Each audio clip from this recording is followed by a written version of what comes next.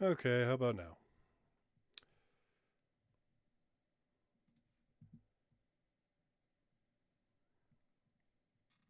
For whatever reason, it always seems to be that, like, some stuff just does not work the way it's supposed to.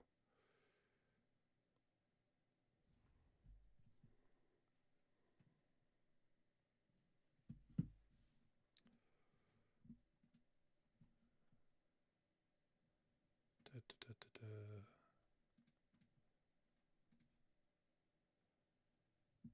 Did you like the waiting screen? And can you hear me now? I don't know if anybody can hear me. Okay, I hear you. There, cool, good. For whatever reason, whenever I stream, it's weird. Like if I record, it comes through, I can put it on separate channels and it works fine. But when I stream, I have to have everything on like channel 1 and 2 or else nothing works. I don't know. It's ridiculous. Or I'm just ridiculous and can't figure it out. One or the other. It's probably a bit of both, to be honest. Let's see. What am I going to put on here? Let me know if the music ends up being too loud. I'm going to try something.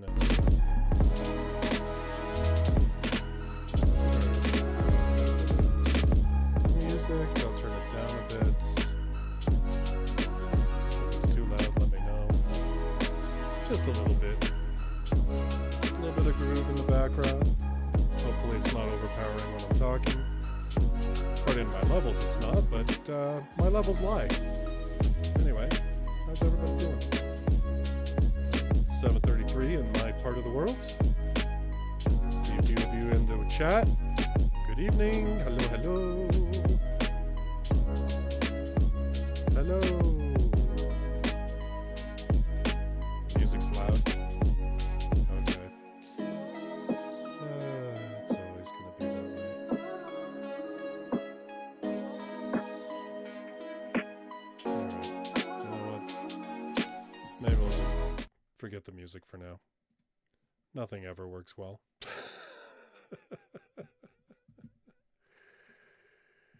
Alright. Anyway. Okay. Just trying to get a few things set up here. It's like just nothing going the way that's supposed to. I like even had set up a few things so that I didn't have to like, look down at my phone if in case I got any messages from work and stuff like that, and that's not working either. So, yeah, it's awesome. Yeah, I know. I've turned the music off. It's done. Not tonight. What's funny is that I had this all set up just fine from a previous stream and it was working great. But now, not so much. Anyway, it is what it is. All right. So, good evening, everybody. It's 7:35. You know what? We'll get started here because said that I was going to talk a little bit about the top-selling light novels of the year according to Bookwalker, which is, it's a thing. Oh yeah, you notice my Clem in the background? Clem. Clem. Anybody play Warframe?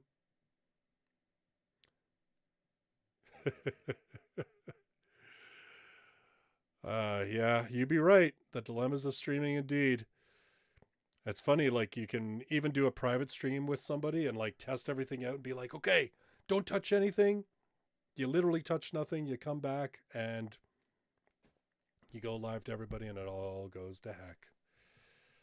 I'll tell you. Anyway, it's just the way that things go. You just got to be able to pivot. Nice. Dominique, you play yourself some Warframe? Nice, nice. That is cool. I do enjoy Warframe. Gotta love games that are actually decent and free to play if you don't wish to spend any money. I do enjoy that. In fact, actually, funny enough, Warframe's done by a company here in Canada, in London, Ontario, which is, it's a few hours drive from me, but far enough that I was able to drive to their convention that they had this past summer, and it was a lot of fun. Actually, I was like really surprised by just like how many, like how big it was. It was surprising. But yeah, I mean, it's crazy. Crazy. All right. Oh, well, thank you very much, Jamie. I do appreciate it. I'm trying to create some other content here too. We're going to talk a little bit about that tonight. You know, just try and do some things that are a little bit different, maybe a little bit more fun. We'll see. We'll see how it all goes. In any case, all right. So, first of all, let's get to the stuff that I promised. London represent. You know what? I'm going to be honest. They did represent. I was actually really shocked. I was like tweeting and texting like just how blown away I was that this like little developer in London, Ontario could put on such a big convention. And like, man, they had like statues of Warframes that were 2 stories tall. They had a full on like setup that you could do like take photos with. Like, it was wild. Like, man, there was a lot of money in that convention. I was pretty impressed. Um, you know, and I mean, if I played Warframe probably more regular, I don't know if I'm going to go this year. Um, typical me fashion. I was playing Warframe. So I started playing Warframe like years ago, and then I took like a big hiatus for whatever reason. And then all of a sudden I just was like so into it, and I was playing so much, and then the convention came up and I was like, "Oh, I'm totally going to go." And I bought tickets. And then literally like 2 months before the convention, I got busy and I just wasn't playing at all. And then I was like, wow, I feel like such a poser at this convention because I haven't been playing Warframe at all. And they're announcing like all these things, and I'm like, that sounds awesome. I don't know if I'll get a chance to play it, but anyway, here we are. Although apparently now with Warframe, they are going to do cross saving, which means you'll be able to actually access your character from different platforms, which will be hopefully very handy because I've been playing on PlayStation for years, but I would love to be able to play a little on PC. A, because it loads so much faster, and B, it's just more convenient. But anyway, yeah. So my little Warframe thing for the night, just because of the Clem over there on the shelf behind me. But, you know, also the shelf of like techno blades and hecklefish from the Y files in case anybody wants to check it out. So yeah, agree. Soulframe could be interesting.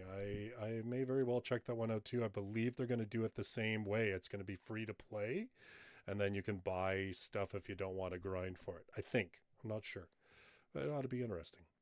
All right, so we are going to tonight take a look at the Bookwalker best-selling light novels for the year.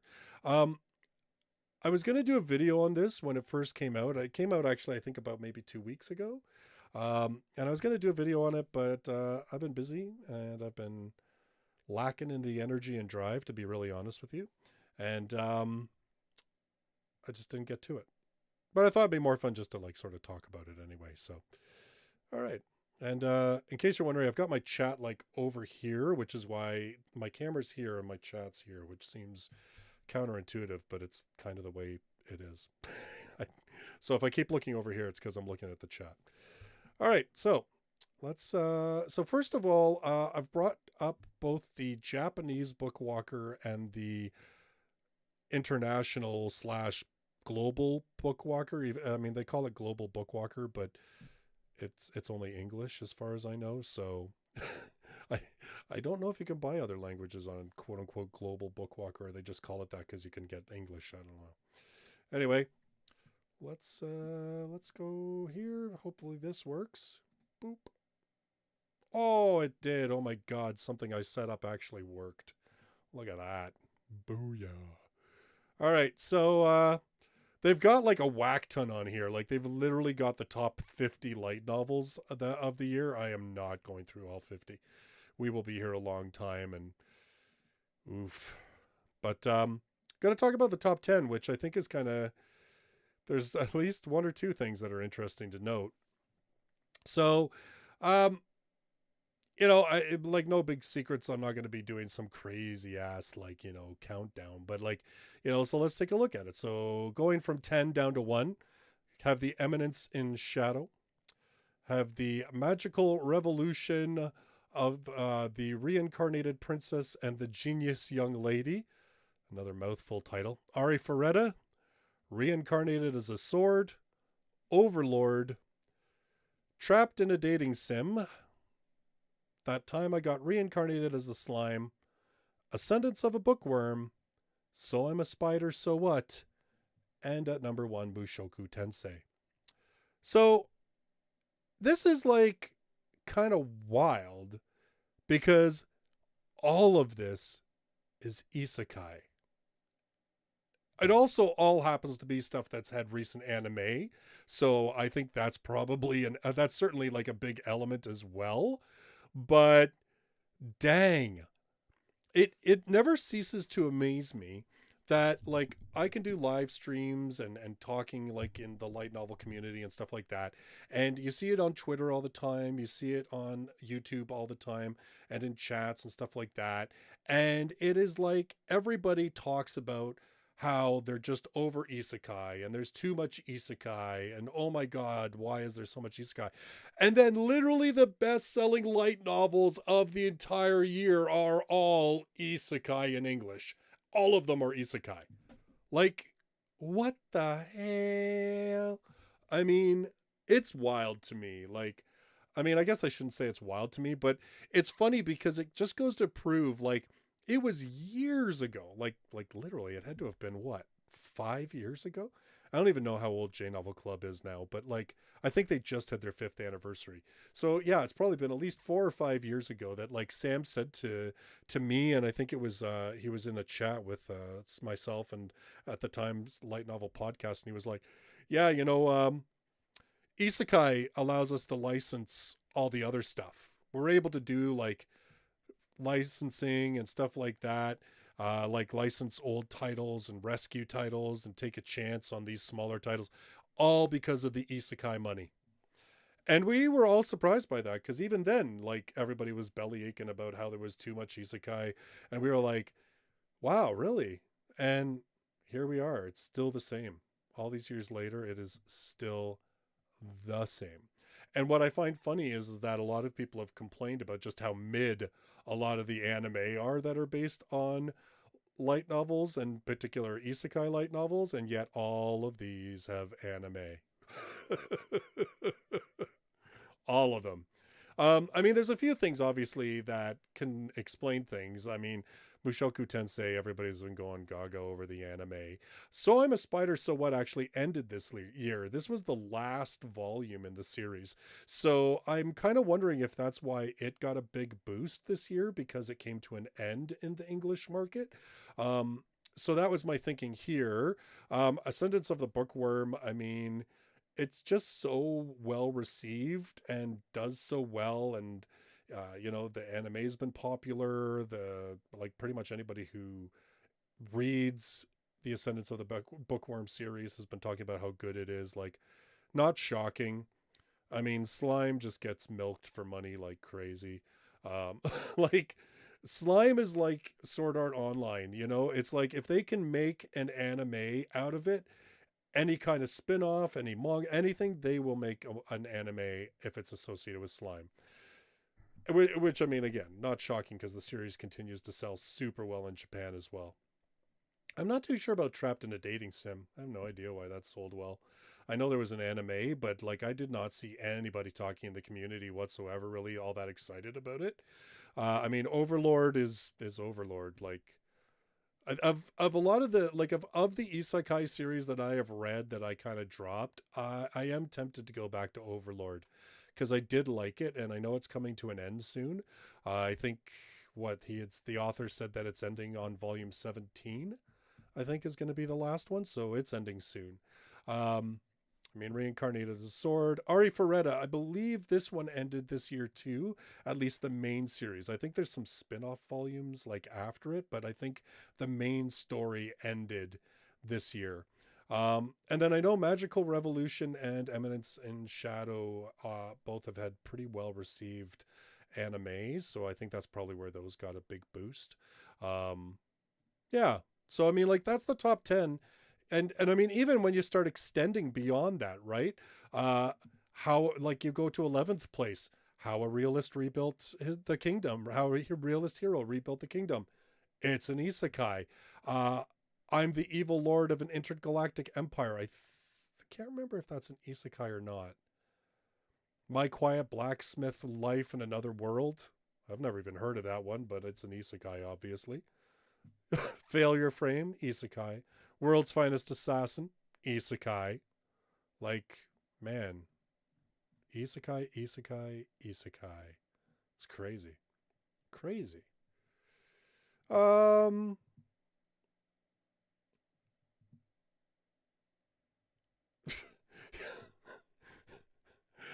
oh man, okay. So trapped in a sim, anime was garbage, but the LN is decent. All right, fair enough, fair enough. Um you'd throw your squishmallow Rimuru at me because slime's just stupid fun. I mean, like, I'm okay. I'm not trashing on slime, but I'm just saying, like, you know, from an obvious point of view, slime is popular enough that the publisher and the company, like the production company and everything, are milking it for everything it's worth. And I mean, and maybe it still is good stuff. I hope so, because, you know, meh. Um, let's see. Do I have any light novels on the list that I'm personally happy to see, or ones that I've enjoyed reading?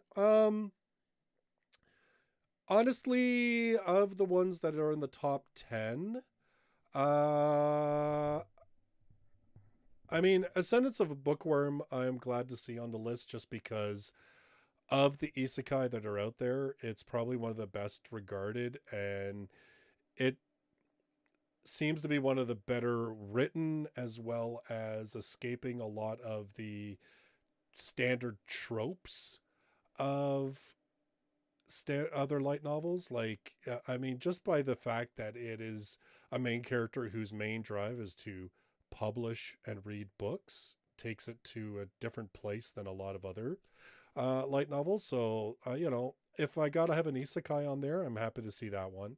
Um, like I said, I actually read quite a bit of Overlord. In fact, I think of all of these top 10, Overlord's the one that I read the most of in terms of volumes. Um, I kind of like the little bit of darker edge to it. Sometimes it could like indulge itself in a little bit too much of the harem hijinks and silliness, but overall, I like that it would go to darker places. And I mean, The Eminence and Shadow, I just thought was stupid fun. Like, it was a light novel to me, that an isekai light novel where the author knew exactly what they were doing and just went over the top and poked fun at everything. Like, I think if you approach it from the idea that the author thinks they're being super serious, it's not as good a series.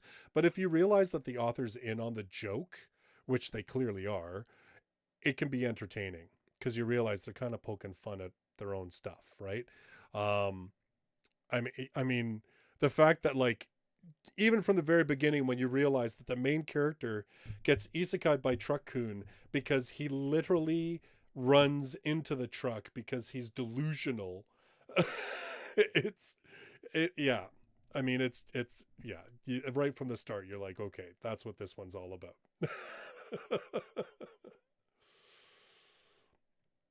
Bookworm, not say it's not one of the best, but the best. Okay, all right, okay, yeah, all right, fair, fair, fair, fair, fair. All right. Um. Anyway, I mean, yeah, like really, like I mean, again, like Reincarnated as a Sword, I only read the first one, so I can't say much about it. But I didn't hate the first one. I certainly appreciated that the first volume, it wasn't trashy. Like, I appreciated that there was actually a wholesome relationship between teacher and Fran, and that, Fran could kick some serious ass. Like, I did appreciate that. Um, but yeah, I mean, Ari Ferretta, I burned out on it. I was like, yeah. Yeah. I mean, anyway, that's kind of how it is. Like, yeah, I mean, really, nothing on here super excites me, but that's probably just because, like I said, I've read so little of them. I have never read a volume of Trapped in a Dating Sim.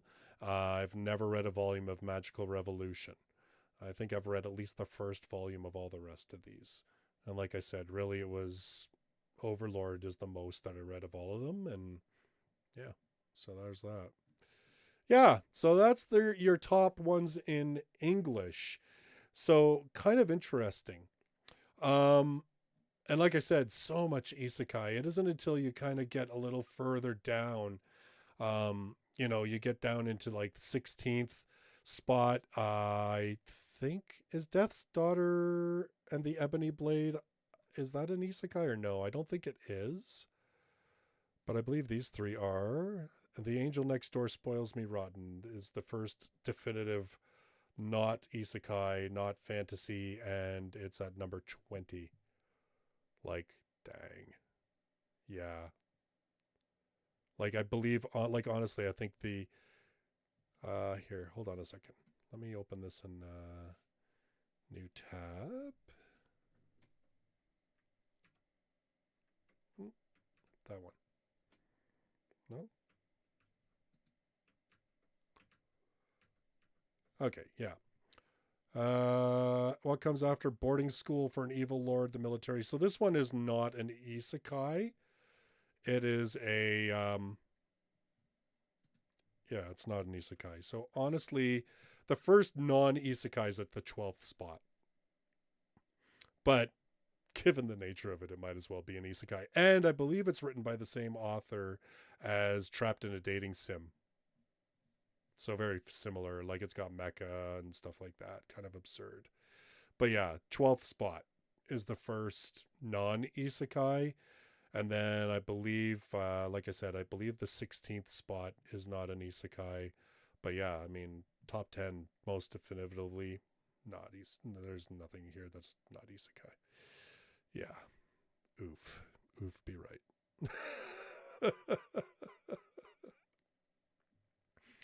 Yeah, anyway. Um Gotta wonder how, with how popular Arthuretta is on reading circles of LNs, its anime ended up so okay. Well, I mean, like, really, this is the thing, right? Is that so much anime for is like just in general nowadays. I feel like a lot of anime is getting to be mid, and I think it's just because there's too much.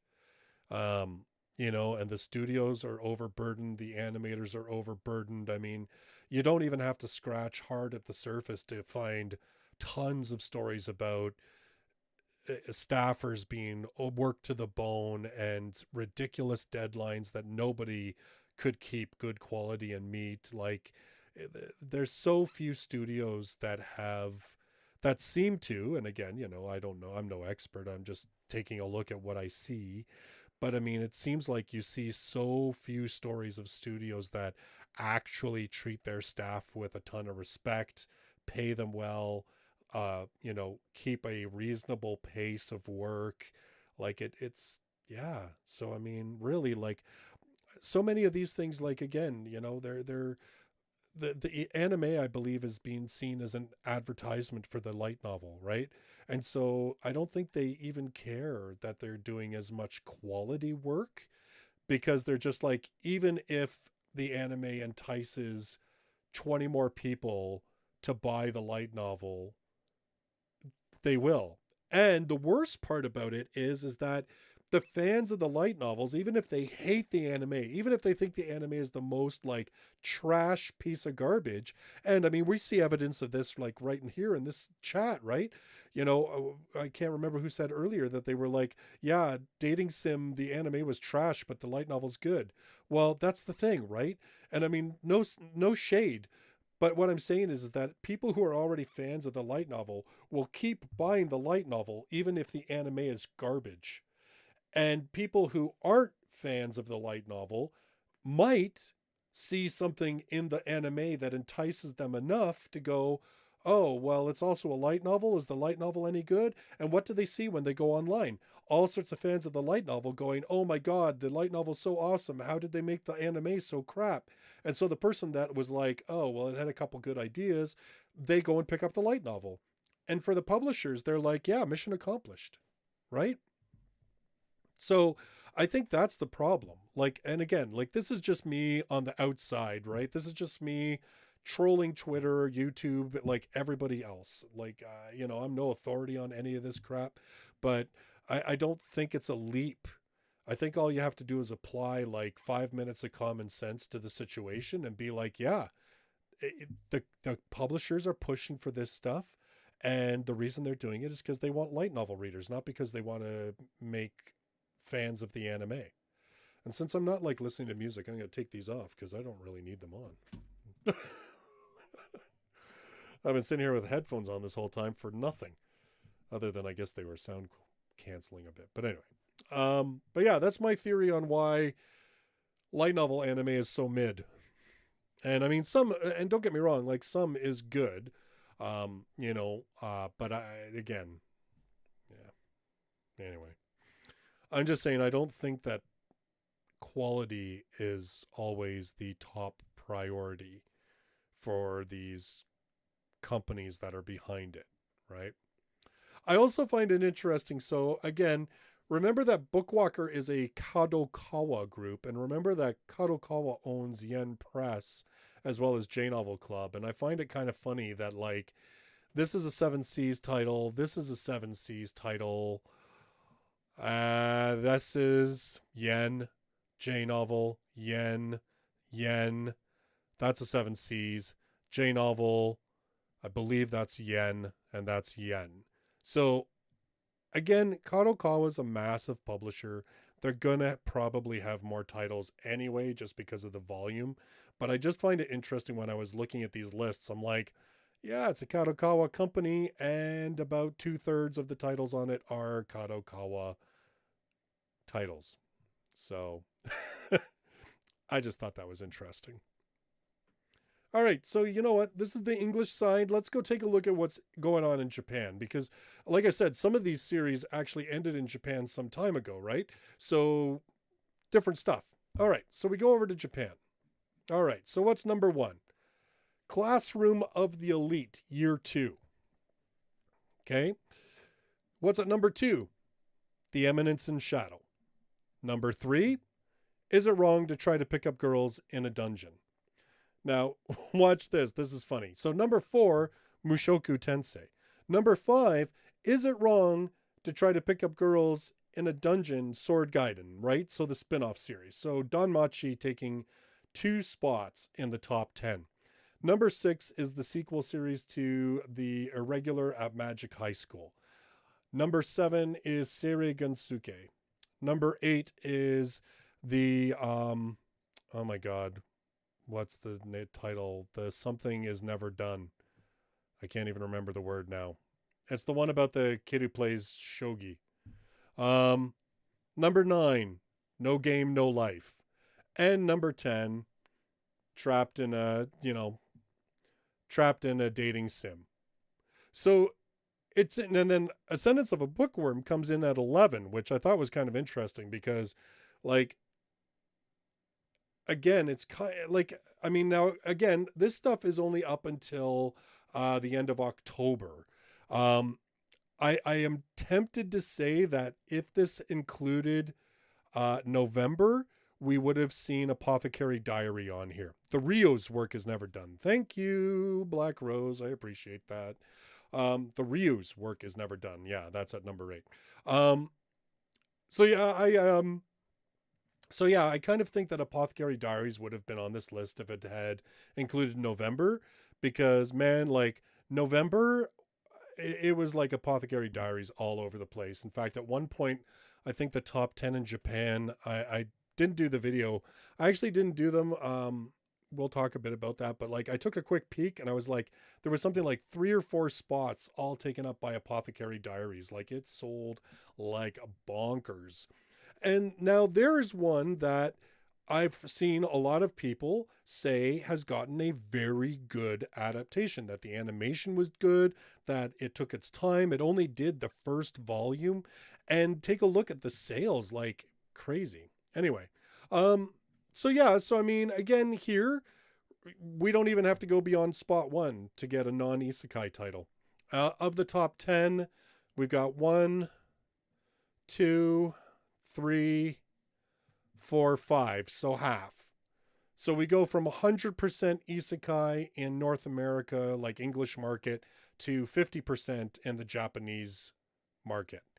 And I I don't know that that's I don't really know what to say about that, other than it seems to me like, well, I mean, if we take a look at like Kono light novel ga Sugoi, right? Is that Kono light novel ga Sugoi, the Bunko list had virtually no isekai, and then the Tankobon list had almost all isekai, which I think this list in the Japanese side really reflects that, right? Although fantasy obviously very much dominates. Like, you've really only got Classroom of the Elite and The Rio's Work is Never Done as the only two that have no like fantastical elements to them, that are kind of like real world stories.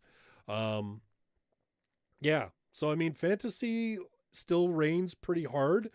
Like I said, Danmachi taking 2 of the spots alone. Um so yeah, I thought it was funny to see No Game No Life on here though. Like, that series has been so off and on with the author's health and everything else over the years that like I'm surprised anybody even buys that series anymore, cuz like I would have thought they'd just given up and been like, "Oh man, forget it." Anyway. But then what's funny is like you take a look here. So isekai, I'm not sure which one this is. I believe it's an isekai. But then rom-com. Oh, another Danmachi spin-off, rom-com. Oh, another Danmachi spin-off. Like, is it wrong to try to pick up girls in a dungeon? Is like a dominant series, man. The top 18, 4 spots taken up by Danmachi. We have to get to number 19 to get to an Apothecary Diaries. Wow. Like, it's just, it's wild. I don't know, man. I don't know. But it's kind of that thing. So, oh, no fighting about Mau Mau's voice in the chat. I have not read enough of it to have an opinion on Mau Mau's voice, or seen enough of the anime. I'd actually tried to avoid watching the anime because I wanted to read the light novel.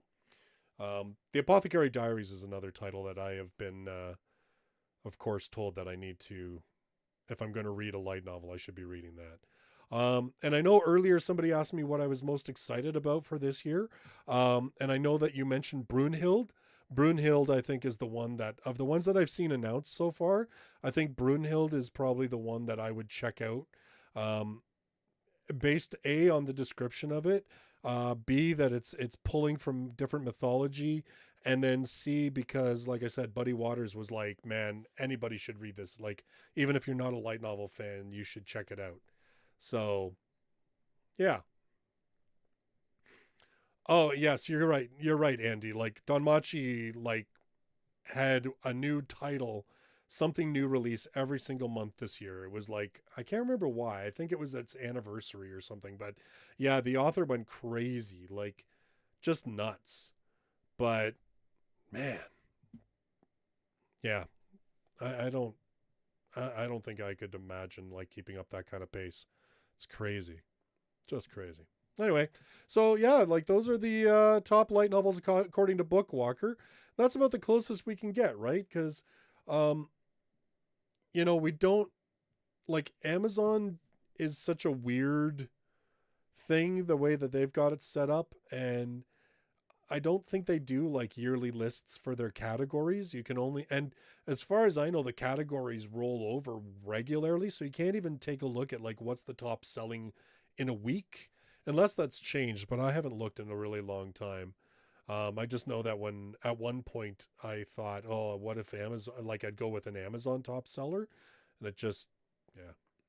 Plus, the other thing with Amazon is that like a lot of light novels don't get listed as light novels because companies think that it's more strategic to put light novels under the manga category or whatever. So it's really not a good thing to go by. Like, really, Bookwalker is about the closest thing that we can get to sort of see what's going on.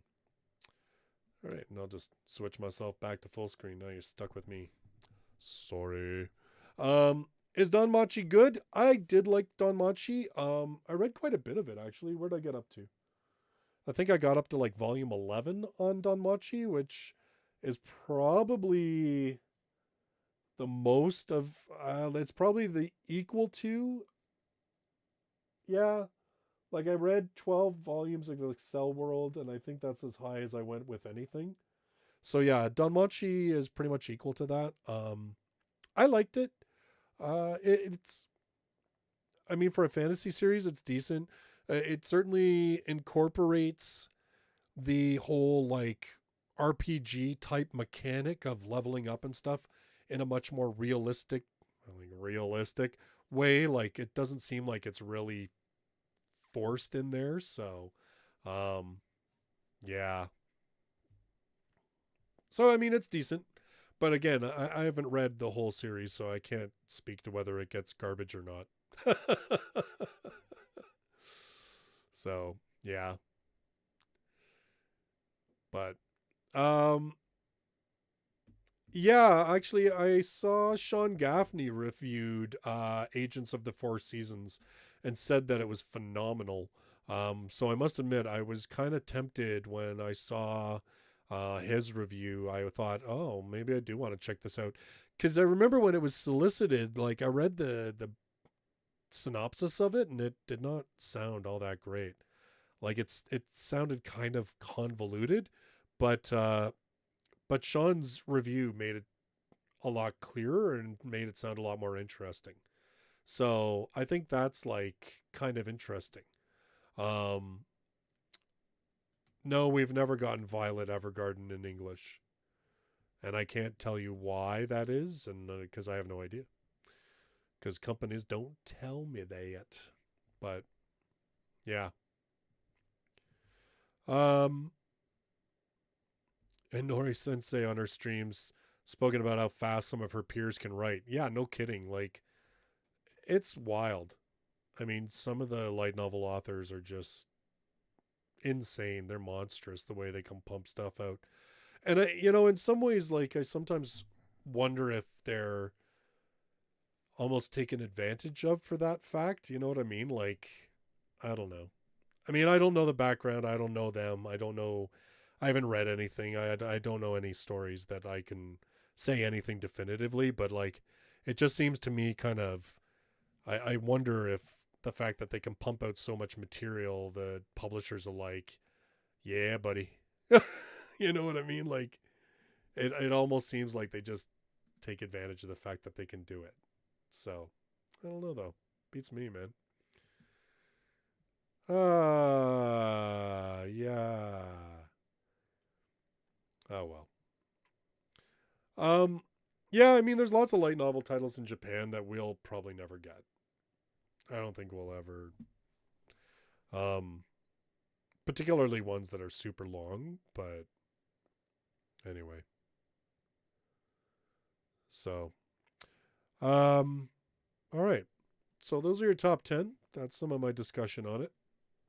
Again, um, I just, it's just funny to me. It's funny to me, like being in the English fandom, taking a look at it, reading what people are posting, seeing what people post on YouTube and stuff like that.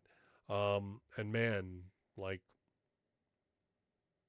Isekai still reigns supreme. I don't know why. Don't know why, but so it does. So it does. All right. Oh, there's like hold on, I'm just yeah.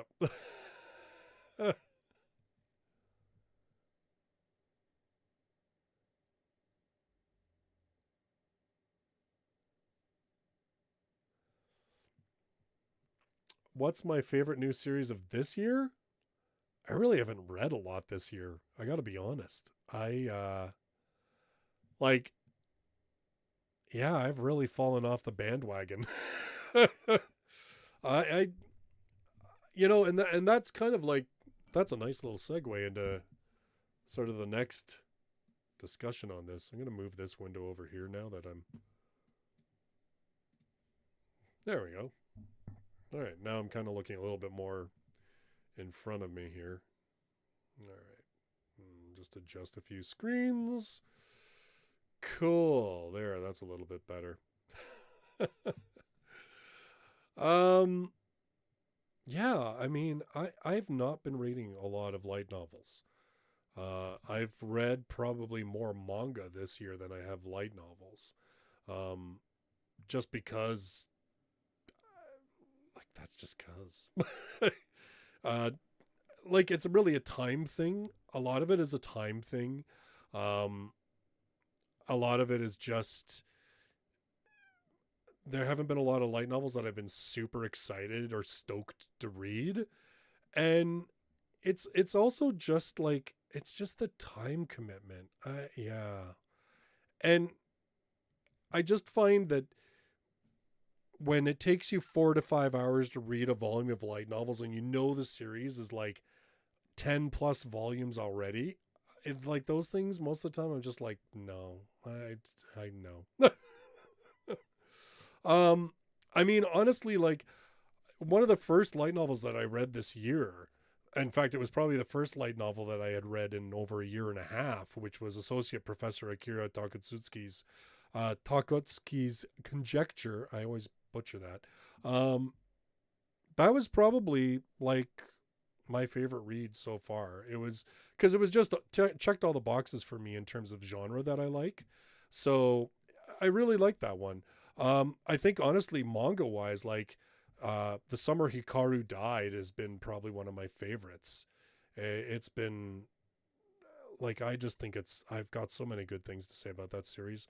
I mean, I know I did that in my review. I said all sorts of good things about it because I really felt that way. It was just really, really, wow, so good, so good. And yeah, like I just think that manga just hits differently. And as I said, when I'm strapped for time to be able to sit down and I'm like in an hour, I can read a manga, and get through like a volume. I don't know. It's just appealing to me. Um, it also feels, and again, this is just my impression. Feel free to disagree. I'm sure there's a million reasons out there that you could like prove me wrong, but it feels to me like mangaka seem to be better in general. There's exceptions, but in general, it seems to me like mangaka are better at just being like, the series is done. Like, they have their story to tell, they tell their story, they get out. Now, yes, of course, there's series that go on forever, and lots of people can debate whether they go on forever and they stay good or not. But again, like, yeah, that I just find that like in general, it seems like mangaka, when they've just got their plan and they tell the story they're there to tell and then they get out. And light novels, sometimes it just seems like they just milk, and the longer the series goes on, the more tropey and basic that it gets. Again, not always true, but I don't know. Actually, what's funny? I find like light novels, like this is the kind of the weird things with light novels I find is that what I see a lot of the time is that manga seems to start off really strong, and either it's a relatively compact series and it stays strong to the end, or sometimes it kind of peters out a little bit towards the end and then the author seems to finally realize like, damn, I should wrap this up, and they do. Whereas light novels seem to be a lot of the reverse, where it's like light novels start like really like predictable and kind of tropey and everything else, and can start to get better towards the end. And I think that's just because with mangaka, maybe because there's so much there's so much practice and work that goes into getting the skills to draw manga, that they've developed that, whereas a lot of light novels that we're getting are being written by very amateur authors, and it is not until they're really in the groove of it that they start to sort of find their voice and find their legs. But again, like that's just my real cursory experience. Like, again, I have not read enough manga. I've not even read enough light novels to be able to be definitive with that. But that is just from what I see in the community, what I have experienced myself. That seems to be the thing that keeps getting reinforced, is like, it always seems to be like, you talk to people, oh, I read this first volume of manga, it's really awesome. They're like, I know it stays wicked at least until volume 8, but then like volume 9 and 10 they're okay, but they're not as good. And then like you talk to light novel fans, you're like, man, volume 1 and 2 of that were really garbage. And they're like, oh, you got to read at least until volume 4, then it gets really good. And you're like, oh man, like I don't want to spend like $80 before a series gets good. Like, it's just, man. Um, it's just, yeah, like to me, that's just how it seems. And again, there's exceptions to every statement that anybody ever makes about anything, right? But it is what it is. My best anime of the year, yeah, CL's probably right. It was Skullfaced. What is it? Skullface. The bookstore. Oh my god, the skeleton working the bookstore. Jesus, I can't even remember. I just know it's Skullface. But I laughed my ass off at that. Oh my god, that was entertaining. And I mean, I love it too because they're just shorts, right? Like it's only like they're relatively short episodes, and so when you're pressed for time, you could pop in a couple of episodes real fast. But man, it was super entertaining. Like, wow, yeah. Um, Yeah, like I do think that manga, there certainly is more diversity in terms of what we have licensed. That's for sure. I think part of that is because of manga in general seem to be less expensive to license. Um, at least that's what I have read time and time again. Not even just that they're cheaper to license, but that because there's not as many words, that they can translate them faster and get them out the door faster. So it's not as long of a production pipeline for it. So they start recouping their money faster. Um, so, and the manga market too, and like English speaking market for manga is, decades older than the light novel market. In fact, it's kind of like incredible when you consider just how fast the light novel market in English has gone from virtually nothing to all of a sudden, like, I remember when I first started the channel, like what, 8 years ago, when I started covering light novels on this channel, we were lucky to get like 4 titles a month. Back then I read everything that was released because it was the only way I could have enough content on the channel. And then all of a sudden, like now, we're getting 40 volumes dropped in a single month. Like, it is crazy. We didn't even get 40 volumes dropped in an entire year when this started. Like, it's wild how fast it's exploded. So yeah, like it is just pretty wild. And I do kind of think, like, again, you take a look at some of the stuff that's out there in Japan in terms of light novels, and there is more variety than what we're getting in English. And again, I think that that's because obviously we're still seeing it's a lot of isekai, man. Companies are licensing what they know will sell. And not a lot of them are taking a chance on stuff that's, you know, not as proven.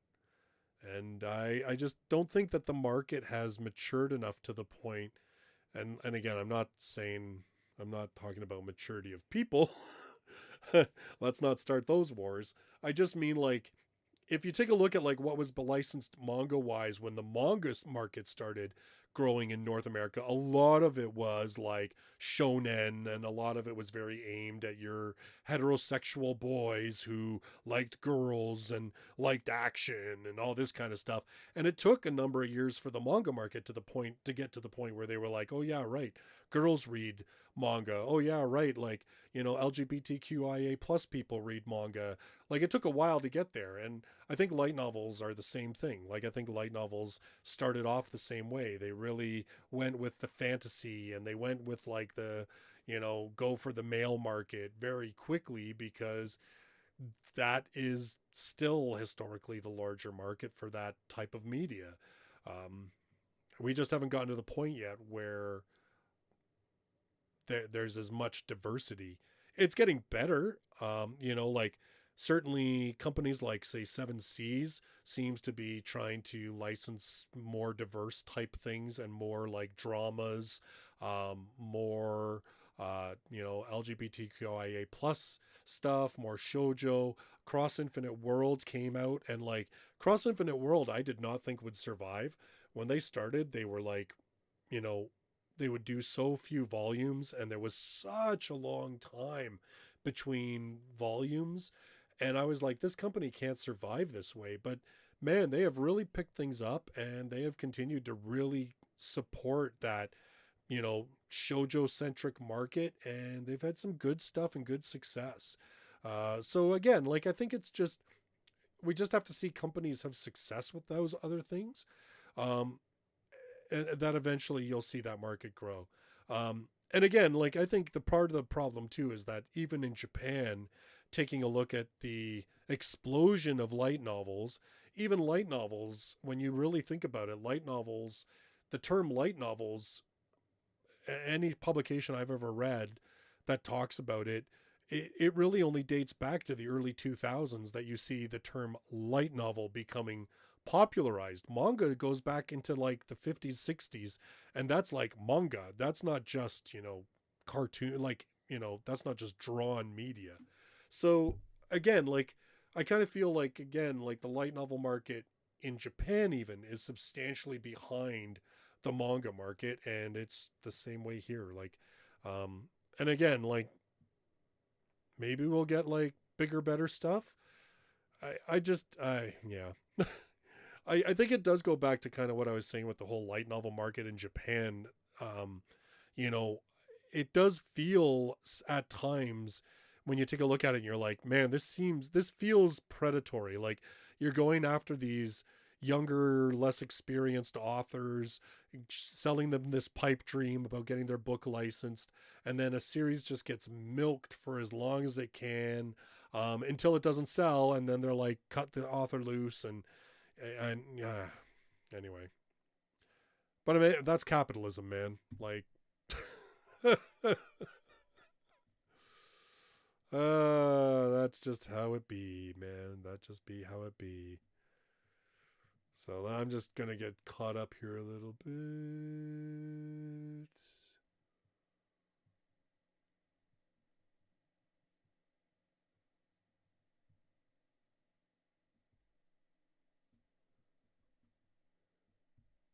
A YouTuber who tried to publish their light novels in Japan? I mean, I'd be interested. I would be interested in seeing that. I can't imagine for an English speaking person that would have been easy. I mean, I've sold, I think, so like, my novel series is on Amazon around the world, and I do have it in Japan, but it's in English, of course. And I think I've sold one copy. I think I sold one copy of the first volume in Japan, which I thought was hilarious because, like, you know, I was like, it's so influenced. Admittedly, it's influenced by like anime and stuff like that. So it was kind of like, oh, that's cool. Like, but yeah, it never caught on.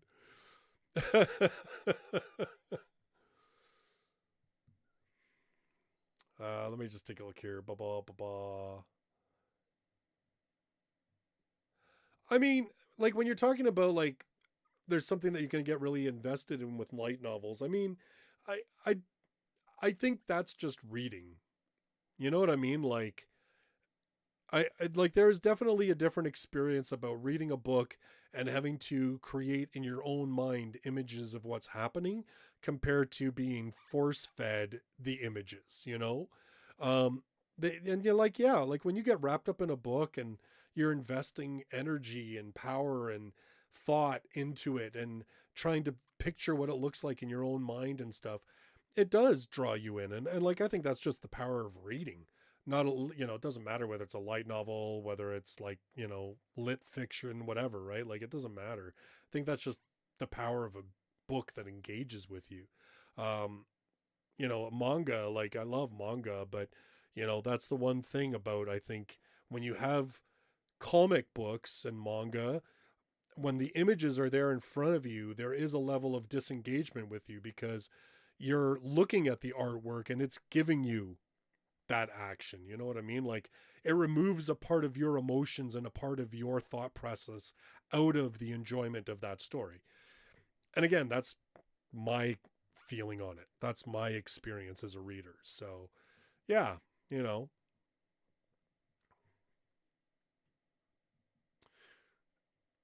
yeah, and it's very true. Like you do have to dig deep to try and find like good stuff.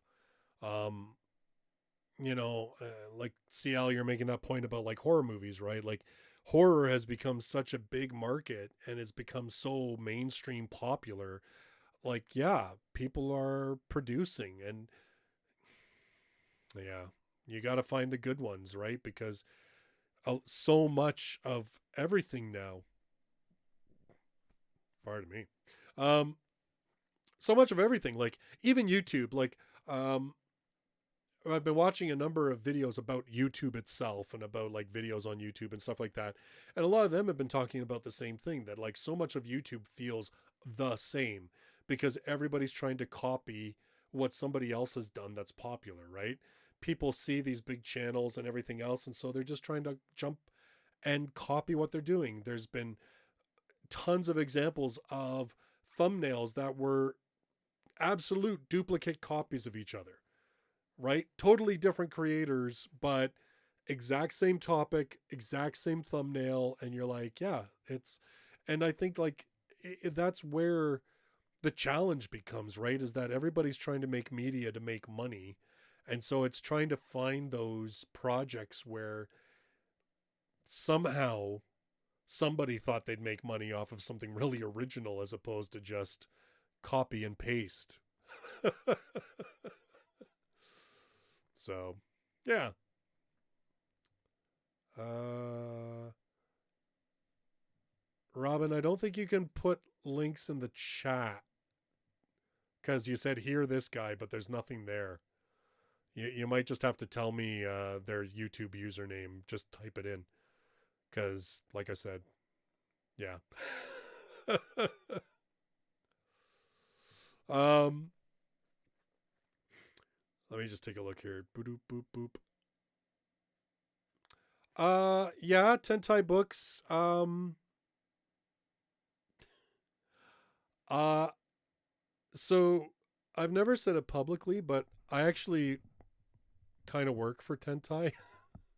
I mean, I don't work for them. I freelance. I've been doing their formatting on their ebooks and their print novels for a little while now.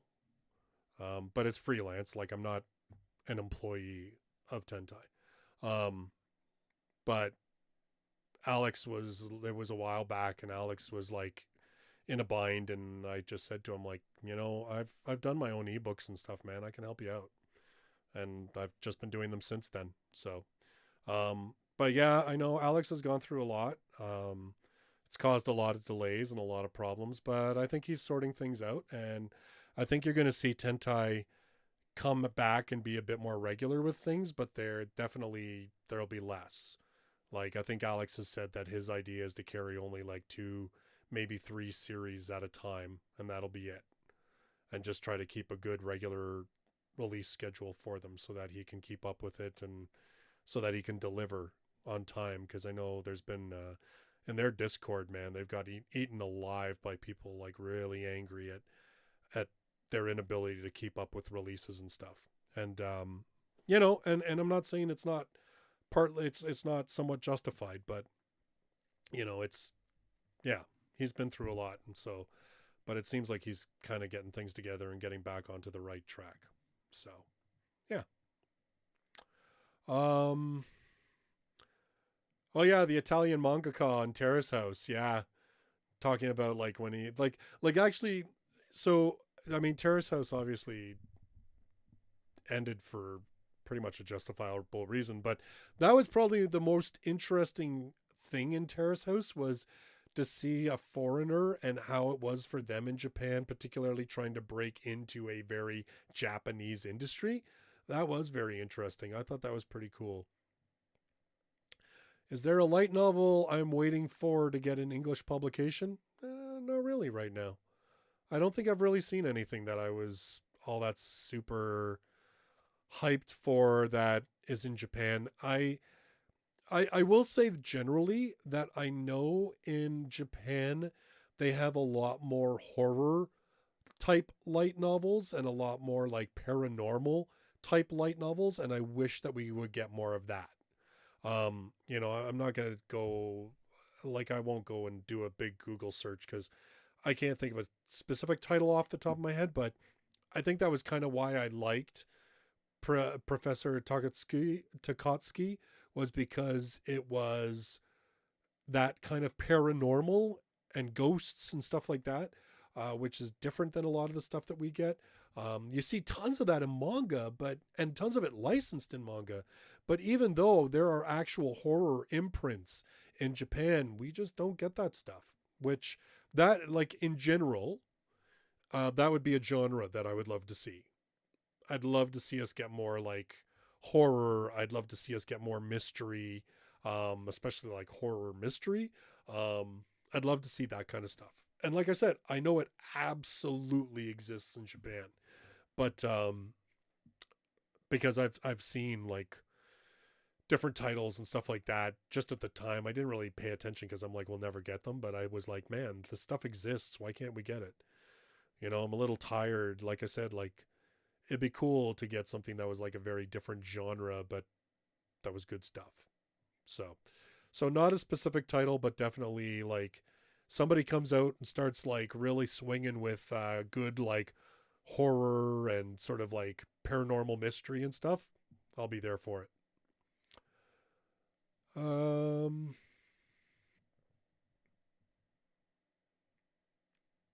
yeah. So yeah, sorry, Robin. I don't know if you, whenever you get a chance, if you're still around, just pop the guy's YouTube name into the chat because like I said, I have had to, you know, I've put some gatekeeping on my chat because I had some bad experiences back in the day, and I've left it locked down.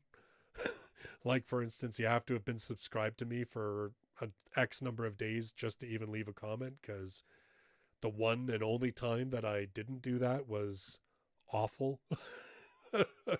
Like awful. Yeah. It's kind of the thing like that's really disappointing about that whole fandom. You know what I mean? Like, and it's in every fandom. It's in every fandom.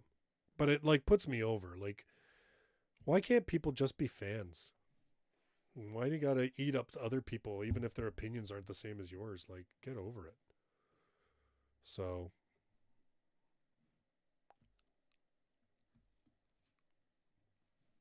mm-hmm. All right.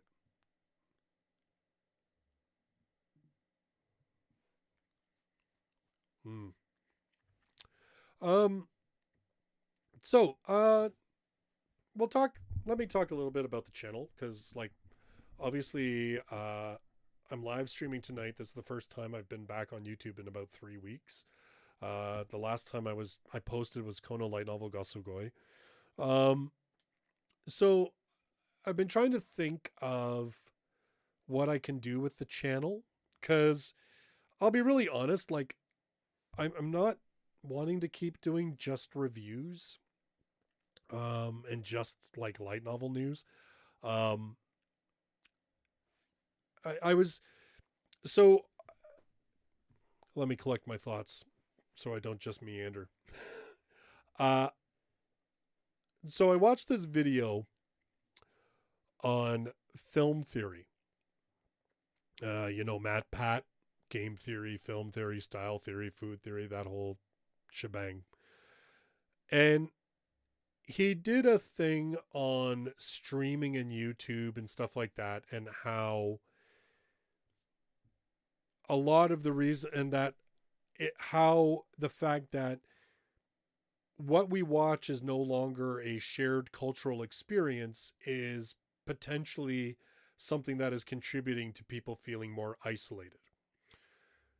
Quick summarization. Essentially, back in my day when I was a kid and we had no streaming, everybody was watching the same TV shows on the same night of the week at the same time, because it was the only time you would get to watch that show. And so the next day, whether you were at school or work or whatever, everybody was talking about that. And we didn't have a ton of channels.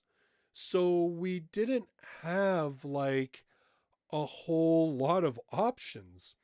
So when a series was really big, everybody watched it and everybody talked about it. And it was a shared experience. And with streaming, that has changed. And it's changed with everything, right? It's changed with whether we talk about movies, shows, music, whatever, right? It's we're all sort of crazy apart from each other. And even like one of the points that he makes is he's like, even a Mr. Beast video, even though the guy has like tens of millions of followers and his videos get like, 100 million views, there's still going to be a whack ton of people that if you mention Mr. Beast to, they have never watched a single one of his videos and may not even know who he is. And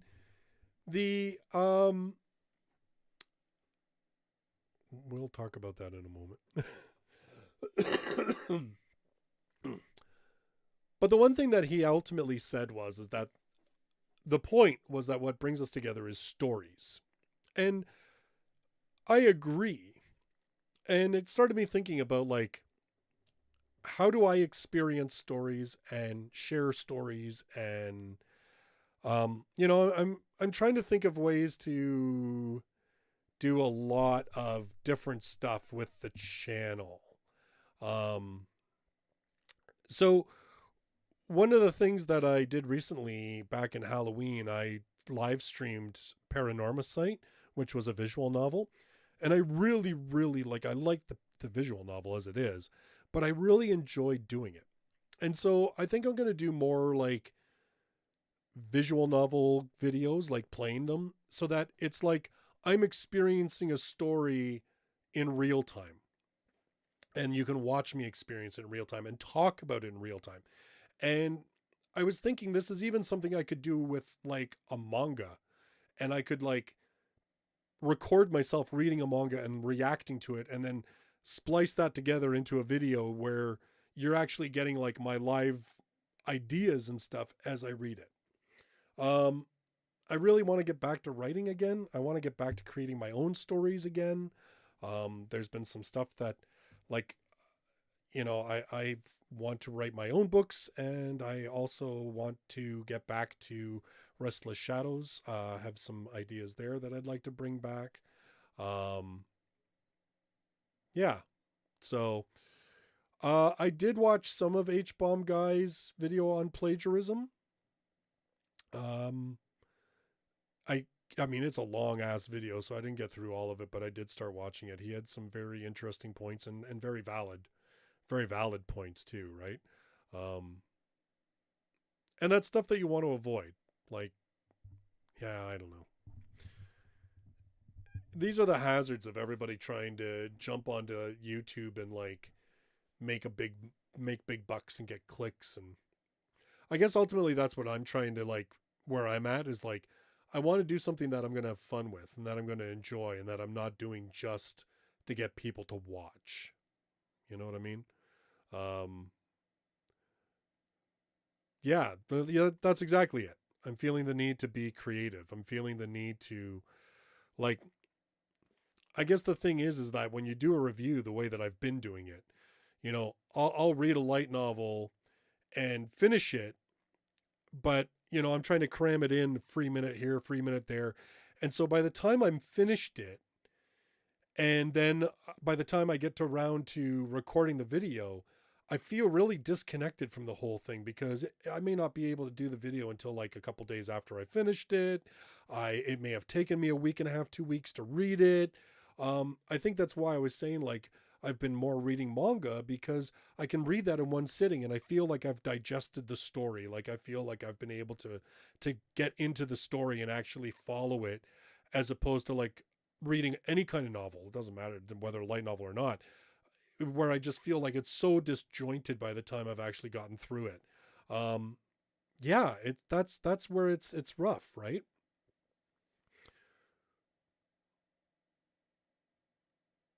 Well, and you make a good point, Jamie. Right? It's that balance between content that you think your audience may enjoy, but also content that you want to make, right?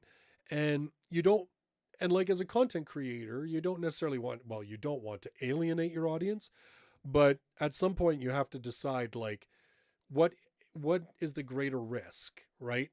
I could either continue doing things exactly the same way and not be happy and let that creep into what I'm doing and have my audience be like, man, like he used to be cool and entertaining and now he's just like a dick, and like you can read poser like all over him. Or do you risk alienating them by doing some different stuff that actually you feel passionate about and that you enjoy? And I think ultimately, like in the grand scheme of things, I would much rather take the chance of doing something that I can be valid and legitimate with.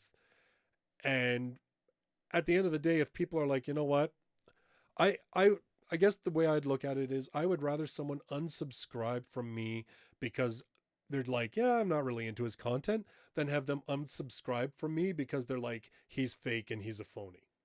You know what I mean? Like, and again, like, I don't really know any of you. And I mean, whether you think I'm a fake or a phony or not, I'm never going to really know, you know, but it's just those like, but it's just that feeling of wanting to be an authentic person for my, even for my own mental health, let alone like, YouTube, like whatever. At the end of the day, like I make like nothing on YouTube. So it's not like, I'm looking at financial ruin if I do something different on YouTube, but not doing some things that I enjoy, not having fun with things in my spare time, that could be detrimental to my health, which could be a bad thing. So, yeah.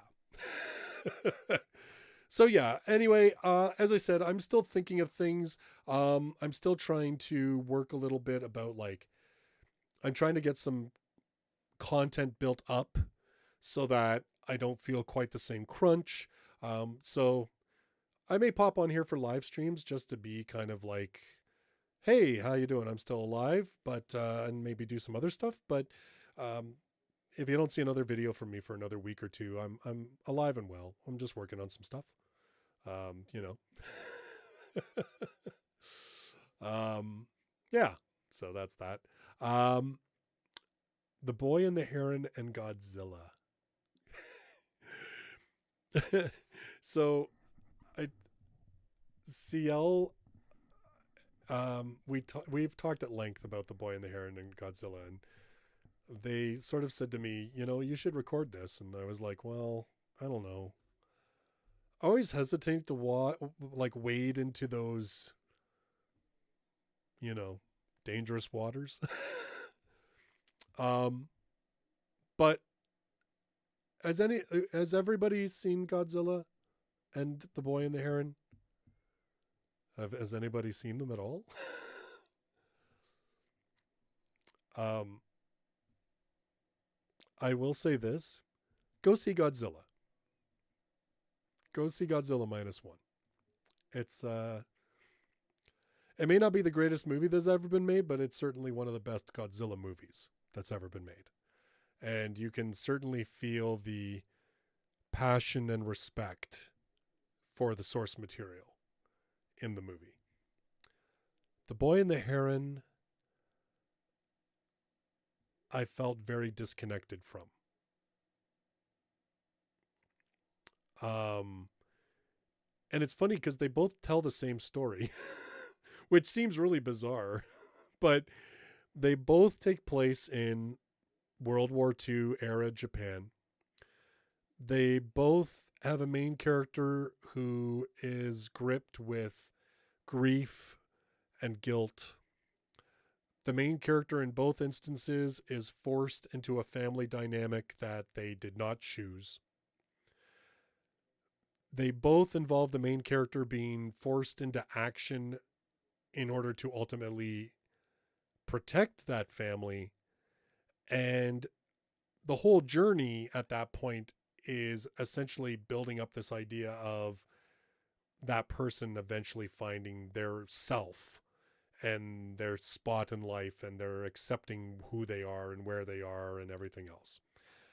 So like I said, like, it's really funny because they both tell a very similar story, and yet they do it obviously very, very differently. Um, and I just found, like, I'm trying not to be spoiler-ish because I know that not everybody's seen it. That's why I'm being vague. But I will just say that I love Ghibli films. I've loved Ghibli films for decades. And I I go, like, when they replay Ghibli films in theaters, like every year they seem to release a couple of them, and I always go. And it was funny because this year, for whatever reason, I've never watched Porco Rosso, but for this year they did, and I went to see it, and man, I loved that movie. And so I was really hyped to see another Miyazaki film, another Ghibli film.